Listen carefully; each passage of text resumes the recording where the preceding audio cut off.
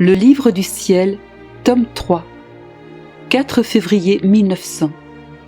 Ne sais-tu pas que le manque de confiance rend l'âme comme moribonde?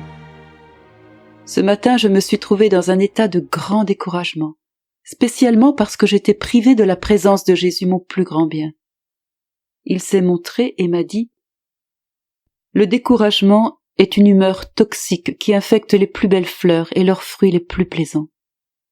Cette humeur toxique pénètre dans les racines de l'arbre, l'imprégnant complètement, le faisant se dessécher et devenir répugnant. Si quelqu'un ne le guérit pas en l'arrosant de l'humeur contraire, l'arbre s'écroule. Il en est ainsi pour l'âme qui s'imbibe de l'humeur toxique du découragement. Après ces propos de Jésus, je me sentais encore découragée, toute repliée sur moi-même. Et je me suis vue si méchante que je n'ai pas osé me précipiter vers lui. Mon esprit se disait « Il est inutile pour moi d'espérer plus longtemps ces visites continuelles, ces grâces, ces charismes comme avant. Tout est fini pour moi. » Presque en me réprimandant, Jésus ajouta « Que fais-tu? Que fais-tu? Ne sais-tu pas que le manque de confiance rend l'âme comme moribonde?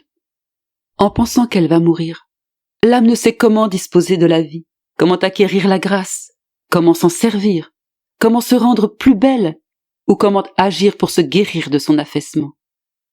Oh Seigneur, il me semble voir ce fantôme du manque de confiance, malpropre, amaigri, craintif et tout tremblant, et qui de tout son art, sans autre instrument que la peur, conduit l'âme à la fosse.